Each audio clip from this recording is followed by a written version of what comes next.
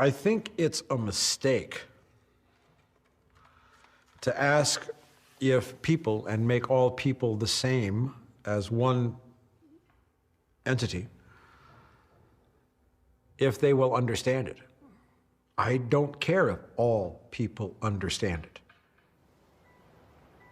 When you're faced with an overwhelming, life-threatening crisis, as in the Titanic being hit by an iceberg, and you happen to be aware before anybody else is that the ship is going to sink and there aren't enough lifeboats, and you know how to build lifeboats, and you tried to deal with that in however long the Titanic had before it went down, you're likely to run across three types of passenger on the Titanic. You'll run across a type that's basically deer in the headlights.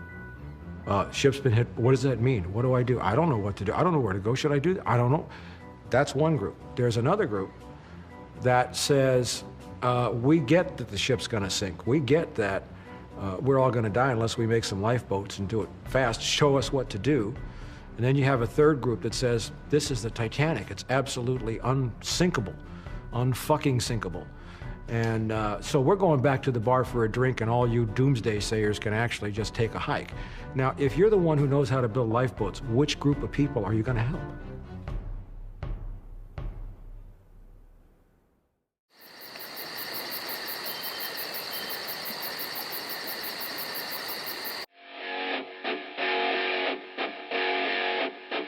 Until 12,000 years ago, humans lived on a hunter-gatherer, foraging lifestyle. And then we started to find and develop agricultural methods where we could grow things that we didn't need to eat that day. We could store them for many months or even a year. And then we started to live more sedentary lifestyles and develop technology, et cetera. And then in the 1700s, we basically hit the energy jackpot when we figured out how to use coal, and then subsequently in the 1800s, oil, and then in last century, natural gas. Now the question is, what's going to replace fossil fuels? Every American right now has 200 to 300 energy slaves standing behind them doing work that we take for granted. The energy in the taxi that got me here today, the lights in this building, our food system, the average food travels 1,500 miles to get to our plate, and that all uses energy. All these things are subsidized by a one-time endowment of fossil energy that is so powerful that for all human intents and purposes, it is indistinguishable from magic.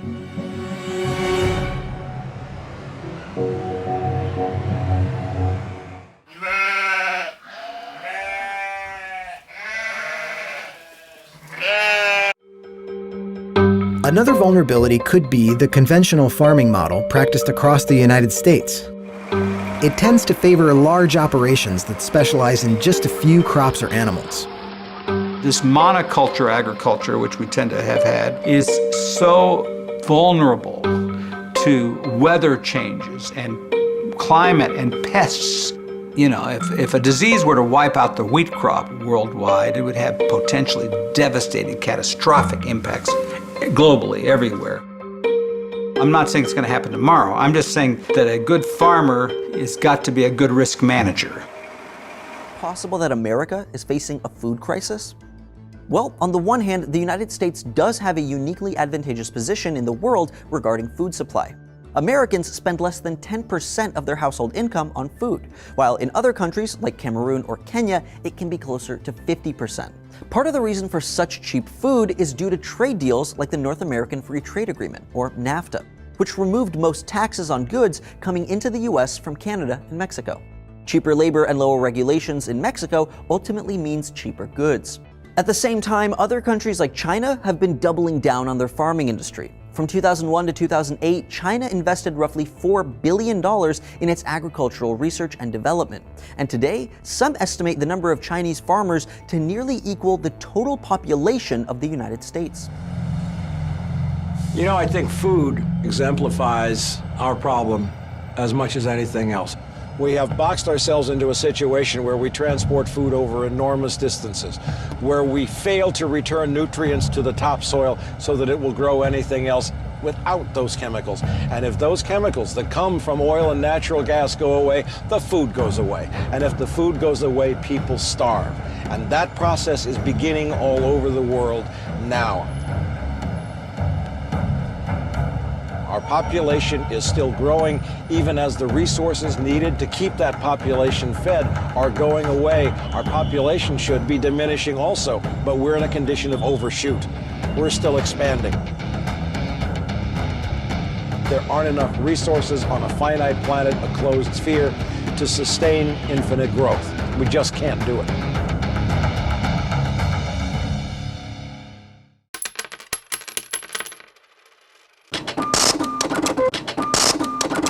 Okay, let's be honest. When it comes to what's in your food, most surprises are not welcome ones. So if you can trust the labels of the products you buy at the grocery store, an alarming new study might make you think twice. Because from olive oil to coffee to spices, instances of so-called food fraud are cropping up nationwide. ABC's Jim Avila brings us the report. A trip to the grocery store should be simple and straightforward. Anything that they put in there should be listed on the ingredients label. But how do you know what's on the label is what you're actually getting? In a study to be released later today, the U.S. Pharmacopeal Convention, an independent nonprofit lab with a mission of raising food standards, says in many cases you can't. Their comprehensive review of food fraud finds that reports of fraudulent ingredients in our food, ingredients not labeled and used as cheap substitutes, are up 60% over last year's review. Food products are not always what they purport to be. So it's profit or, in this case, greed. That seems to be the driver for a lot of human actions. So ground black pepper can be adulterated. It's enough to make you wonder who thinks of this stuff. Stems, starches, everything that looks grayish speckled appears to be ground black pepper. The scientists at USP want to know what's really on grocery shelves, not just what the label says is in the bottle, can, or box, what's actually inside. So now we're testing paprika. Spices they've found are often not what they seem. Paprika powder, it has a color appeal, a nice red color. There are synthetic dyes, industrial dyes available that mimic that color very nicely. But sometimes those industrial dyes can not only make paprika seem more attractive to the eye, they can harm the buyer. Those dyes are typically carcinogenic, or at least presumed carcinogenic. An industry watchdog group estimates 7% of the American food supply contains fraudulent ingredients. The most common frauds at the supermarket? Liquids and ground food are easiest to doctor. Expensive extra virgin olive oil diluted with cheaper vegetable oils. Costly pomegranate juice adulteration is widespread. Some brands diminish by grape or pear juice. Saffron, black pepper, and paprika cut with stems and cheaper spices. Tea bags filled with fern leaves and common lawn grass. Pure lemon juice reduced by sugar and water. The National Consumers League did their own test in May of 2012. Well, we tested 4 bottles of lemon juice. One had 10% lemon juice. It said it had 100%. Another had 15%. Another had 25%. And the last one had 35% lemon juice. And they were all labeled 100% lemon juice. 100% lemon, they can really make a lot of money that way then. Well, if you think about it, 20 lemons cost a lot of money. 5 lemons cost a lot less. We went shopping with consumer advocate Sally Greenberg, who showed us there is really very little for consumers to go on when looking on the shelves for fake food. Here's extra virgin olive oil. And we're not going to show the brand, but this extra virgin olive oil is $5.50. That's pretty cheap for extra virgin olive oil. And something that should raise some eyebrows for consumers. Greenberg says consumers need a cop on the beat. And since the FDA can't test everything, they should be looking at the USP database and targeting the foods most often faked. Both the FDA and Grocery Manufacturers Association tell ABC News they take the new findings seriously and monitor grocery aisles for food fraud. It shouldn't be hard to find. High school students supervised by New York's Rockefeller University found alarming results in testing done over the last 3 years. 16% of the grocery store food they DNA tested, from expensive sheep's milk cheese that had only cow DNA in it, to caviar that wasn't made of sturgeon eggs, to pet food with no meat, all had counterfeit ingredients. And something supposedly as soothing as an organic tea was jammed with all kinds of bothersome fillers not mentioned on their labels. If you were to take apart the tea bag, there are a lot of dried things in there. It's hard to tell what they are, but you can use DNA to actually test them. Some had fern in it, some had lawn grass. There's a weed called goosefoot. How do you use this information? By knowing what's at the top of the list of fakes, being suspicious of dramatically low prices on normally expensive items, and by buying brands with an incentive to make you a return customer, not fake you out. For Nightline, I'm Jim Avila in Washington. Out of the 153 samples tested, more than 1/5 were mislabeled, ranging from some labeling technicalities to the wrong fish altogether. With the cod, you tested it. We thought it was cod. What did it turn out to be? Well, we've found both haddock and pollock being substituted for cod in the market. And the price difference? Filet of cod goes for about $7.99 a pound. But get this, pollock only $4.99. And if you buy your fish with sustainability in mind, the label just says shark steak, and it actually turned out to be sandbar shark. What's the problem with that? Well, the problem is that the sandbar shark is a threatened species that is not supposed to be in our food chain here in Canada. turns out it's not on the list of approved fish to sell in Canada. I would say rather weak legislation that doesn't punish people who substitute one fillet for another have driven profiteering in this area. What do you mean by profiteering? Well, people who are engaging in food fraud. What do Canadian pigs have in common with designer handbags? Both are targets of counterfeiters. Canadian meat is highly valued across Asia. That makes a Canadian meat inspection certificate valuable too. Fake certificates allow shady businesses to fetch a higher price for their phony products. Food fraud is a global problem. It's estimated about $49 billion worldwide, and we have organized crime that are at the core of this. John Keogh just spent 6 years in Asia as a food supply chain consultant. How easy is it to fake a Canadian food export certificate? Your passport, your driver's license, all of that can be faked, copied. So documents that move with shipments, whether it's physical or electronic, it's very, very easy to fake those documents. Keogh believes the contaminated pork shipment that triggered China to ban imports of all Canadian meat probably originated in China. Could it have been a fake product from a local source? It's highly unlikely that it came from Canada. To know for certain, Canadian officials need to get their hands on a sample of the meat from the shipment in question. Tests can prove what the pigs were actually fed and much more. We can also do DNA fingerprinting of the actual product itself and see if the animal is physically from Canada. We're going to get to the bottom of it, and we want to resolve this as fast as we can. Chinese officials say the pork was treated with ractopamine, an additive that nearly all Canadian pig farmers stopped using 6 years ago. We want to understand where this pork originated from, who's involved, so that we can move forward and frankly continue and regain market access into China. The branch of the RCMP that's handling the case also deals with international corruption and cybersecurity, a hint of how challenging this investigation could be.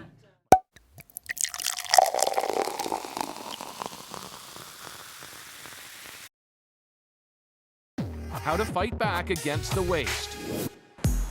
We're outside a Loblaws store in Toronto, about to launch a different swap. Okay. I'm David, by the way. Hi, Alexander. How are you? Give me a hand here. Come on that side. Yeah, you're good there. First, though, an audit of their plastic packaging.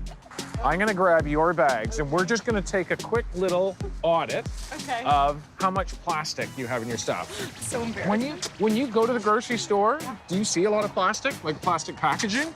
Definitely. Yeah. Yeah. Do you feel like you have a choice? No. Like potatoes in plastic, cheese strings, plastic in plastic. You got your bread wrapped in plastic. You got your sushi wrapped in plastic. Plastic. Everything I have. Yeah.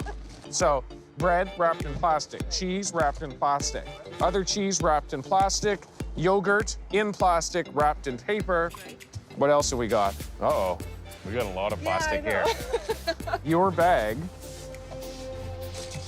doesn't have a single product without plastic. Yeah, it's cleaning day. Everything comes with plastic. Everything comes with plastic. There's nothing you can buy that doesn't have plastic.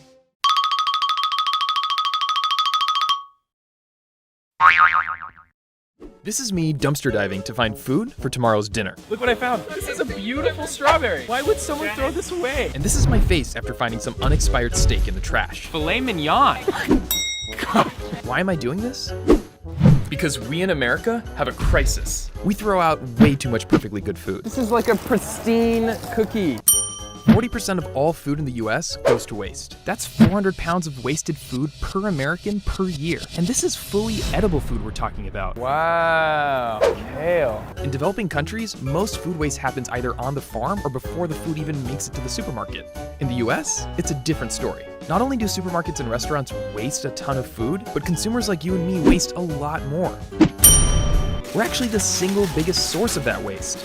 The amount of perfectly edible food we found was unbelievable, especially baked goods. This is my favorite health loaf. From bagel shops. Janet, oh my God, you struck a gold mine. It's not a gold mine, it's a typical night. Cafes. Whoa, this is a scone. And purveyors of expensive cookies. They're wrapped. I'd say it's really good. Yeah! Bread doesn't go bad on the same day that it's baked, but places that bake goods throw them all out because people don't want yesterday's bread. Everywhere we looked. Oh my God, it's kale. This was a fruit salad. There were mountains of food. Remember, they were in the store just an hour ago. Upon mountains of food. A box full of chocolate cones. And they're best before November 2020. And even unopened toiletries. Toilet paper never expires. I am blown away by how much food we just recovered. That's nothing. Before I was actually working, I survived off of it quite easily, that and food stamps. But nothing prepared me for what I'd find right outside a local grocery store. Across the street is our supermarket. There was cheese, onions, kale, lettuce, watermelon, and the steak and strawberries you saw earlier. Vegan yogurt! Now, it's true, a lot of businesses won't donate food because they're afraid of getting sued if someone gets sick. But that fear is sort of misplaced. There are actually laws in the US that fully protect businesses that donate food to the needy, so long as the food is donated in good faith. And there's no public record of anyone ever being sued for donating food. And there's a personal story here. Yeah, definitely. My parents were immigrants here, and they struggled. My brother and I remember times when we would not really know where our next meal is coming from. It's heartbreaking to see your parents just like skip meals. They would skip meals. Just watch us eat, basically. Wow. And if you take just 1/3 of the food that's being wasted right now, brought it to the people who are food insecure, we could eliminate hunger. Like we're literally producing enough food in this country to feed everyone. We just need to get it to the right people. According to the EPA, donating extra food to feed hungry people is the second most effective way of reducing food waste. But what's even more effective? Preventing the food from becoming waste ourselves. So what can you and I do to cut down on waste? The amount of food that we waste in our homes is tremendous. That's Margaret Brown. A family of 4 throws out about $1,500 a year worth of food. She works for the National Resources Defense Council, which is basically one of the biggest environmental advocacy groups out there. So we are the single largest contributor to food waste here in the US, more than restaurants and grocery stores combined. And why is that? Well, one major reason is we just don't seem to know when our food goes bad. As many as 90% of Americans have thrown away perfectly good food because we misinterpret the date labels on that food. A lot of times we find something with an expired date and then we just throw it out. Those dates are not regulated on almost any product except baby formula. Just to reiterate, there are basically no federal standards on food expiration dates in the US, meaning for the most part, companies decide when food is best on their own. So we recommend that you just use your nose and your eyes to see, see how it looks, and that's usually your best bet. Can we do that, I guess, in your kitchen? Let's go through and see like some of these dates. I've never seen honey go bad. Honey never goes bad, ever. Like thousands of years, it would be fine. That was insidious. One that I think is really misunderstood is yogurt. If your yogurt is kept in your refrigerator, you could be well past your expiration date and still be fine. With milk, I just smell it. If it smells a little off, you can use it to make pancakes. It's kind of like buttermilk. Eggs will stay good much longer than your expiration date, and there's a very easy way to test it. Can we do that? Yeah. Like if it's at the bottom, that means it's perfectly safe. Yeah, absolutely. Our freezer is my biggest food waste avoidance tool. So we actually keep almost all of our bread in the freezer. Oh yeah, my grandma also puts bread in the freezer. Yeah. If you're okay with toast, then you're all set. If I couldn't eat that right away, I would wash them. I'd probably take the tops off and I just freeze them. Keep a couple of things that you can make with like whatever leftovers you have. So these I use to make quiches with like older eggs, whatever vegetables I have. This cream cheese is gonna look pretty bad. Yeah. You know who does not care about that? Yet, bud? Yes. I guess dogs aren't lactose intolerant. That's good. And the most important tip of all? I would smell it. Yeah. And I would look at it and see if there's anything growing on it. Yeah. And then I would probably taste one bean. That's And then I'd say it's pretty good. Ta-da!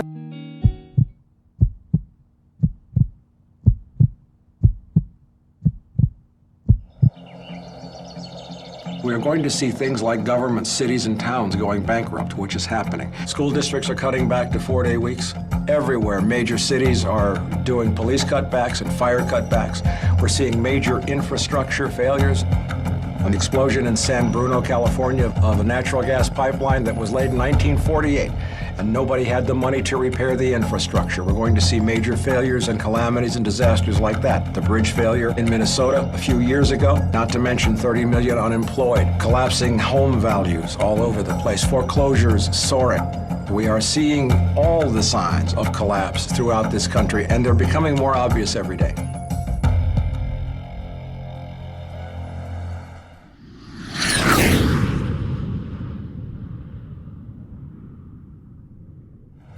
Collapse has happened to every empire in human history. That seems to be, if you will, a natural law, that empires can grow to a certain place and then they implode. 2,000 years ago, the Roman Empire was the most powerful on Earth. The similarities between Rome then and America today are striking. And the story of what ultimately befell that nation is told in museums around the world. Like here in America today, Rome's armies were spread too thin in too many foreign countries. Barbarian invasions, like terrorist attacks and cross-border incursions as we see in Mexico's drug wars, were constant. The government was corrupt, and the only way to get anything accomplished was through bribery or by increasing taxes. This is no different than the stranglehold lobbyists, banks, and corporations have on our government today. America, like ancient Rome, has this blind faith that we are superior to the rest of the world and it's our destiny to reign supreme forever. It's not going to happen. We are going to learn some hard lessons and adjust to some hard circumstances, but we do have choices. The American empire is going to fall, but we do not all have to fall with it.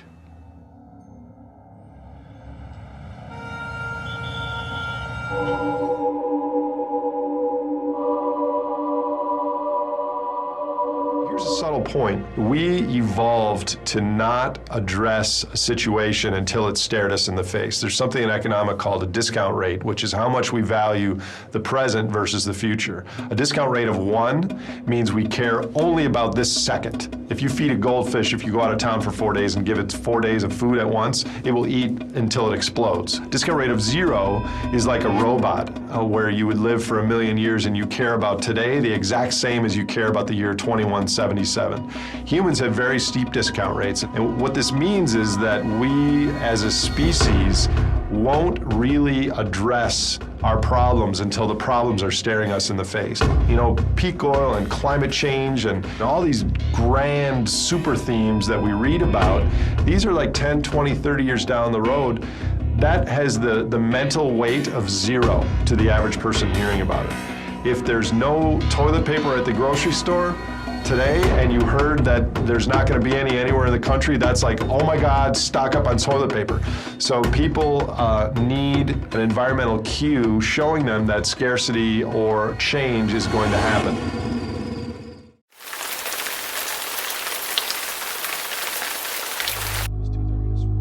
Cronin makes a strong case for freshwater being the foundation of our society. He feels we need technological innovation allowing us to measure precisely what is in our water at any given moment. So we start meeting needs, and I'll give you an example. I can go on any cell phone, and I can tell you the UV index and relative humidity in almost real time of any location on the planet. There's nobody who can tell you in real time what's in the glass of water you're drinking.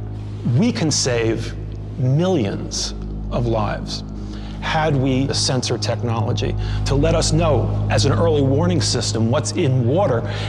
You know, how do you even create that world? What you're saying is getting to the kernel of one of my pet peeves, that just because we can measure stuff, we can control everything. Exactly. It's incredibly grandiose and foolish. What I'm seeing in our culture these days is what I call a disease of too much magic.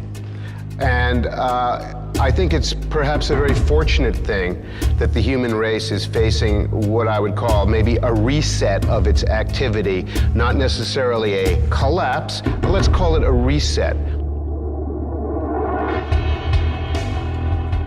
What all these lines have in common is that many of the people have never asked for food before. What would you do without them, you think? Well, probably go start growing my own food in the backyard, probably. We are relying, I think, too much right now on the charity food system. Diane Schazenbach is the director for the Institute for Policy Research at Northwestern University. She found that in the first few months of the pandemic, the number of Americans who didn't have enough to eat surged from around 8 million to nearly 30 million. This has revealed some big holes in our safety net, but they're holes that Congress can fix.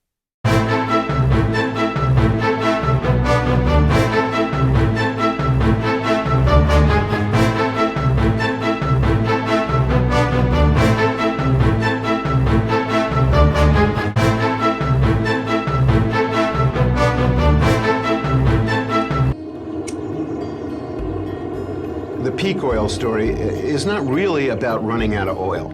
It's about what happens to all these complex systems that we depend on for everyday life. The way we produce our food, that's one system. And that mainly means industrial agriculture, where you're applying a lot of oil and gas byproducts to huge factory farms and producing cheese doodles and chicken, Pepsi-Cola or hogs or whatever it is. That's how we do farming. That's how we feed ourselves in America. That's going to be coming to an end, and probably fairly shortly. And it'll be a huge problem. You can't imagine anything more destabilizing to a culture than people going hungry. The way we make things, buy things, sell things, move them around, that's all going to change. There's been really one model for the last 30 years or so, and that's national chain retail, giant corporations moving massive amounts of stuff. The semi-trucks that are incessantly circulating around the interstate highways, they pick the stuff up in San Pedro, California, and they schlep it across the nation to Philadelphia. And that's how we do commerce in America. It's normal for people. You know, they love the Walmart. It's become, you know, enshrined as an institution now, like, you know, apple pie and motherhood. There's a lot of fantasizing that's going on right now. A lot of wishing that's going on in America right now, that we're gonna run this stuff by other means, that we're gonna run all the cars, and that we're gonna run Walt Disney World and the interstate highway system and Walmart and the US Army and suburbia on something other than oil. It's not gonna happen. We're going to be very disappointed about that. A Christian Saint Timothy. And I find it to be true what he said, that the love of money is the root of all evil. That's the end result of my spiritual, intellectual quest. It is the end, it is the fundamental truth that I have verified through 3 decades of empirical, investigative, legal, academic research, trying to answer some fundamental questions about human existence and why we behave the way we do, why we think the way we do, why we act the way we do. The love of money is the root of all evil, and it is the love of money which has the potential to exterminate, to render extinct the entire human race.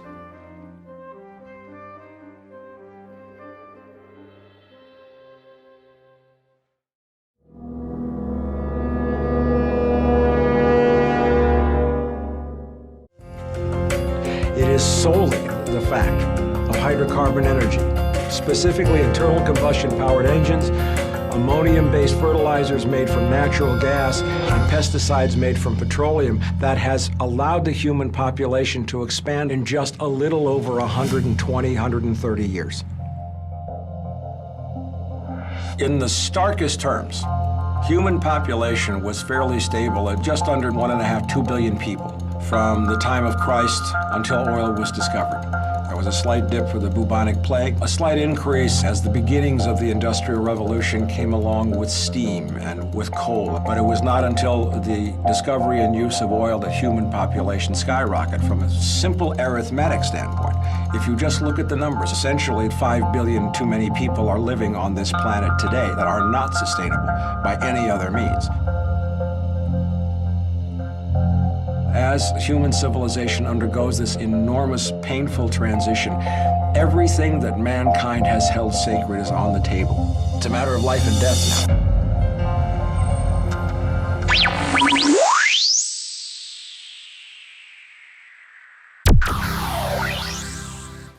For me, the most important thing is to stimulate and liberate local food production, to do anything possible to help people grow food where they live. But how do you grow your own local food if you're living in a high-rise apartment? It's happening all over the world right now. There are rooftop gardens, there are window box gardens. Vacant lots in major metropolitan areas are being converted to community-supported agriculture. Enough to live on? Enough to feed more people than will be fed otherwise. I offer no magic bullets that will allow everybody to live the way we have been living. I started as a cop. My job is to save as many lives as possible. This is a triage emergency situation. Small organic farms may be one part of the solution to the challenges the future holds. But in a world whose population is heading north of 9 billion people, it's probably not the only solution. That's because the human race will consume more food in the next 50 years than it has in the past 10,000 years combined. It's a complicated problem, but it is a problem that the human race can deal with. We're going to need everything from traditional agriculture to exotic agriculture, everything from industrial agriculture to locally scaled agriculture. And we've got to remember that overlying it all is the consumer. And the consumer is king and queen. And they ultimately will decide what they're going to eat and therefore what the future of agriculture is going to look like. Feeding the future will require us to grow a lot more food. But it'll probably also require us to waste a lot less.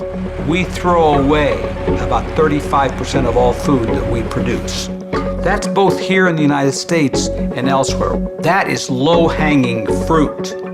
That is almost enough if we could figure out a way to deal with that problem, to feed people over the next couple of decades. Dutch farmer Hans Winkel grows tomatoes in 2 greenhouses that cover 20 acres of land. His annual harvest of 2.5 million pounds of tomatoes is more than double the average yield of an outdoor farm. The plant we started over there as a small plant stands about 5 meters, 6 meters further. Zwinkel and growers like him achieve high yields by controlling the climate and water for their crops under glass. Filtration systems allow them to collect and recycle the plant's water supply.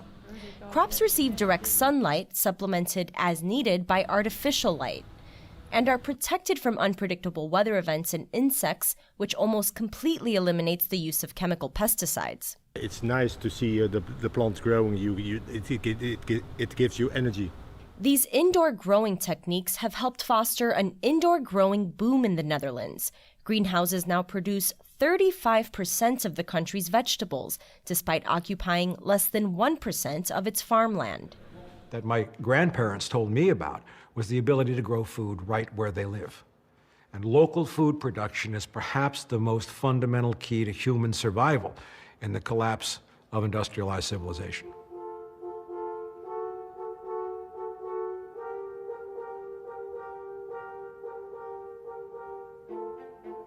We've had examples of what happens when oil disappears and how civilizations respond and what works and what doesn't. In 1991, the Soviet Union collapsed, and there were 2 nations that were absolutely and totally dependent upon Soviet oil for their survival because they had none, Cuba and North Korea. And what they did in response to that was completely opposite, and the proof, as they say, was in the pudding. North Korea was a rigid, hierarchical, top-down, Soviet-style bureaucratic regime where everything came from the central government, they managed everything, and North Korea starved. I mean, it was, in human terms, the suffering was amazing. All of a sudden, there's no oil, there's no natural gas, there's no fertilizer, cars don't run, trains don't run. You get to a point where you can run trains on some day and generate electricity on others, but you can't do both at the same time. But the Cuban government reverted to one of the purest forms of capitalism. It said, everybody start restoring the soil and grow food. You will grow food where you live. If you find any piece of arable land that's not being used, you occupy it and you start farming it and you start growing food right now. The Cuban government did everything it could to liberate local food growing. And what happened was, after a very tough period, the Cuban people were eating better than they had ever eaten because they were free of this whole agribiz, Franken-food nightmare. Everything was organic. And you had every square inch in Havana that had soil on rooftops or in flower boxes was growing food. And there was a degree of sustainability. Everything became organic. And all you had to do was separate the people from the way money worked and top-down control.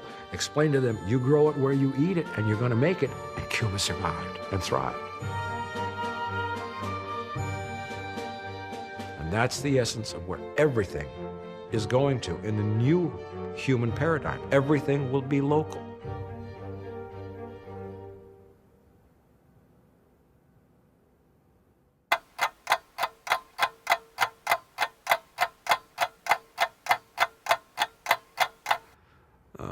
About the 100th monkey.